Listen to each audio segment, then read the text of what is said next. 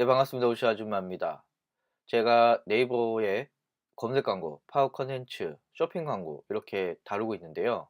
많은 분들이 이 캠페인이랑 광고 그룹 그리고 광고 소재에 대해서 좀 더 자세하게 이야기해 줬으면 좋겠다 이런 이야기들을 많이 해 주셔 가지고 오늘은 요 부분만 떼서 한번 말씀을 드리도록 하겠습니다. 즉 네이버 광고에서 캠페인과 광고 그룹 그리고 광고 소재를 어떻게 하면 효과적으로 세팅할 수 있는지 실제 사례를 중심으로 한번 알아보도록 하겠습니다.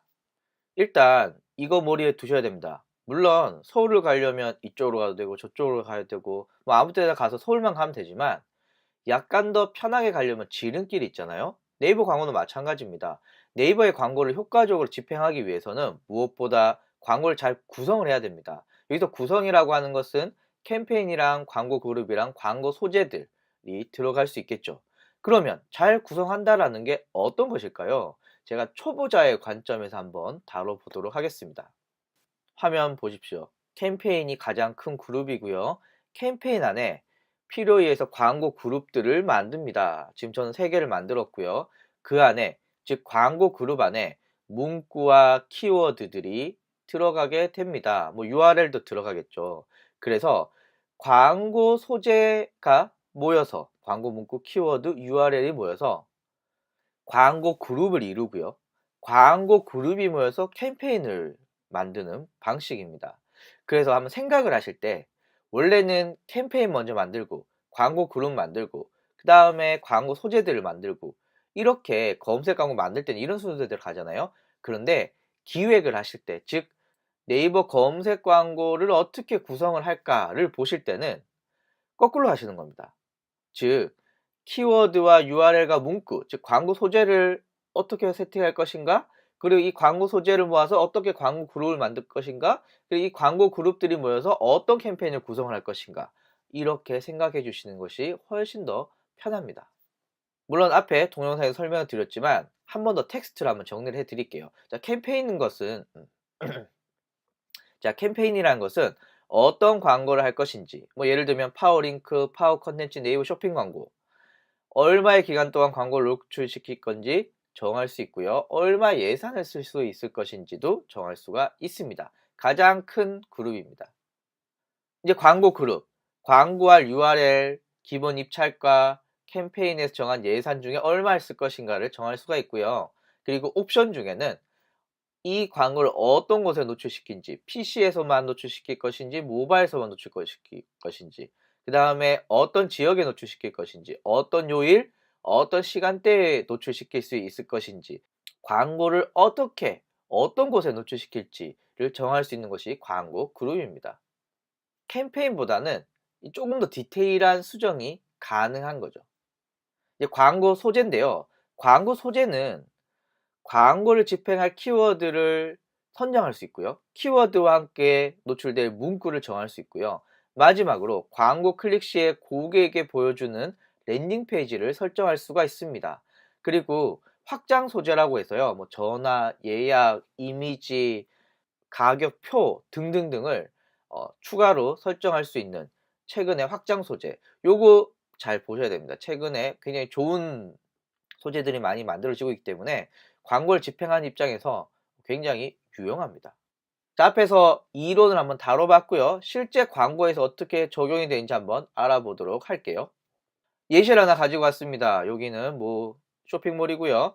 여기 파는 제품들을 보니까 클렌징, 토너, 세럼, 크릭, 마스크팩, 립케어, 미스트, 바디케어 이렇게 8개의 제품을 판매합니다. 어떤 머릿속에는 8개의 캠페인을 만들면 되겠구나 라고 생각을 하시면 되겠죠.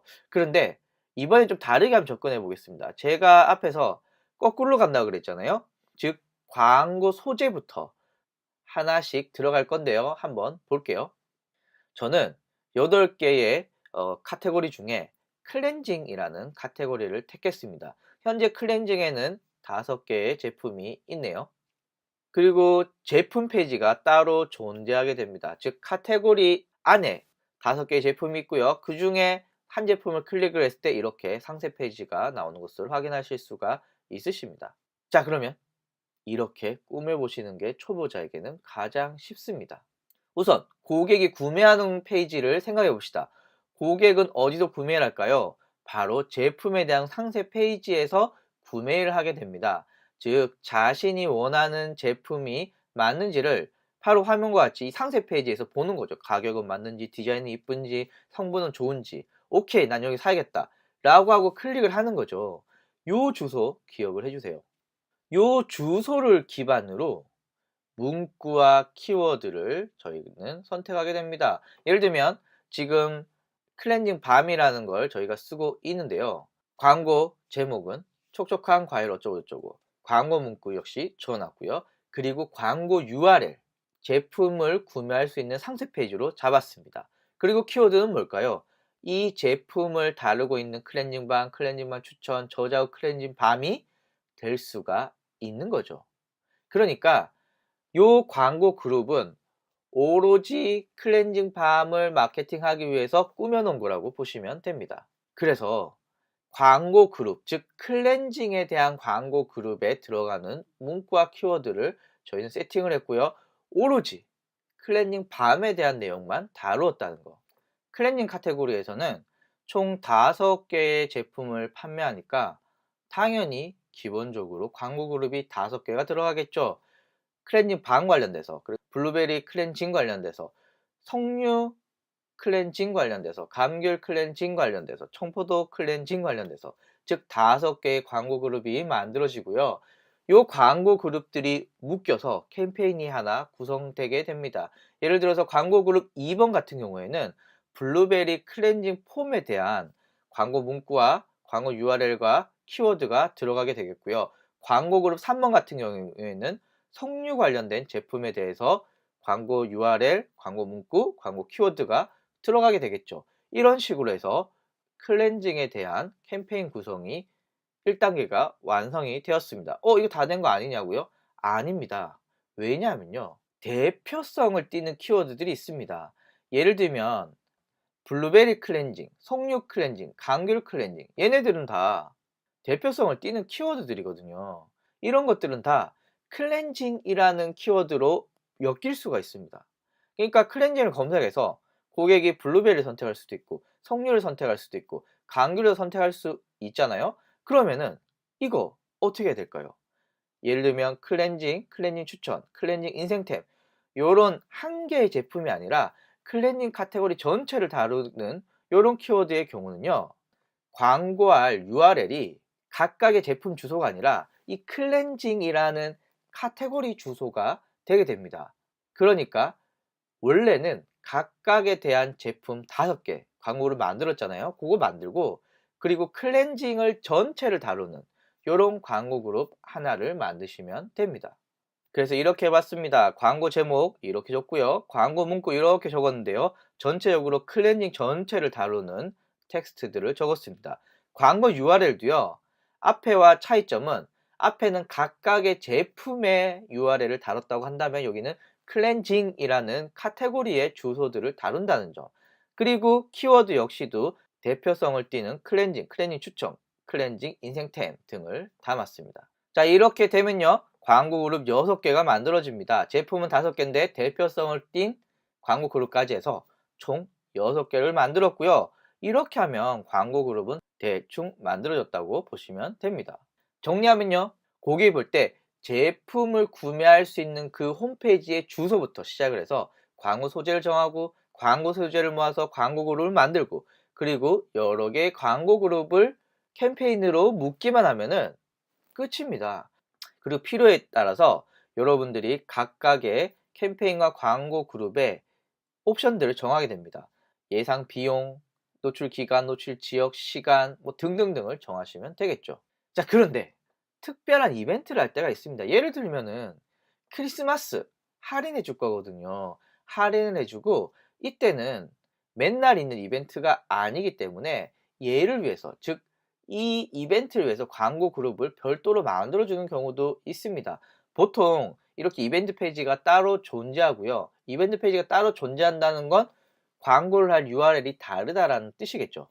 예를 한번 들어볼게요. 리케어 제품을 할인하는 크리스마스 이벤트를 위해서 별도의 상세 페이지를 만들었습니다. 화면같이 URL이 별도로 있는 거 보이시죠? 이 경우에는 맨날 하는 거 아니잖아요. 그러니까 립케어 캠페인 안에 앞에서 몇 개 만들었죠 저희가? 6개 만들었잖아요. 그중에 7개를 하나 만들고 이벤트가 끝나면 꺼 주는 겁니다. 필요해서 만들었다 뺐다, 만들었다 뺐다 하는 거죠. 그래서 문구는 이렇게 썼습니다. 크리스마스 어쩌고저쩌고 광고 문구도 어쩌고저쩌고 크리스마스에 어떤 할인하겠다라는 거고요. 당연히 광고 URL도 이벤트 페이지로 연결합니다. 키워드는 크리스마스 이벤트에 맞게 화장품 세일, 크리스마스 세일, 화장품 할인 키워드가 들어가면 되겠죠. 그리고 이 특별 이벤트 광고 그룹은 시간이 지나면, 즉 크리스마스가 끝나면 이 이벤트 필요 없잖아요. 그래서 이 광고 그룹은 기간이 정해져 있습니다. 그래서 이거는 고급 옵션에서 설정을 하시면 되겠죠. 필요해서 새로운 광고물을 넣었다 뺐다 할 수 있고요. 더 큰 이벤트를 한다. 아예 이 캠페인을 벗어나야 될 정도로 독특한 이벤트, 예를 들면 전 상품을 세일을 한다. 이런 경우는 별도로 캠페인을 만들어서 다시 광고를 집행해 주시는 게 더 효율적일 수 있겠죠. 방금 제가 말씀드린 요 예는 캠페인 자체가 기간이 한정이 되어 있는 거죠. 그래서 여러분들이 광고를 정하실 때 어떤 범위에서 어떻게 할 것인가, 이걸 꼭 기억을 해 주셔야 됩니다. 자, 이제 마무리하도록 하겠습니다. 이렇게 네이버의 광고는 캠페인, 광고 그룹, 광고 소재를 잘 구성을 해야 광고하기가 쉬워집니다. 추가로 넣었다 뺐다도 쉬워지겠죠. 그래서 고객이 구매할 수 있는 그 링크부터 광고 그룹을 만들고 광고 캠페인을 만들고, 그리고 필요에 의해서 이벤트와 같은 페이지를 만들었다가 없애고 넣었다가 없애고 이렇게 하시면 됩니다. 파워 컨텐츠도 마찬가지고요. 파워 컨텐츠는 블로그 글이 필요하다는 거, 요거 빼고는 동일합니다. 여러분들의 별도의 요청에 의해서 한번 캠페인과 광고 그룹에 대해서 한번 나눠 봤는데요. 또 궁금하신 점 있으시면은 댓글로 남겨주시면은 제가 또 답변을 드리도록 하겠습니다. 오늘 들어주셔서 너무 감사합니다. 다음에 뵙겠습니다. 안녕.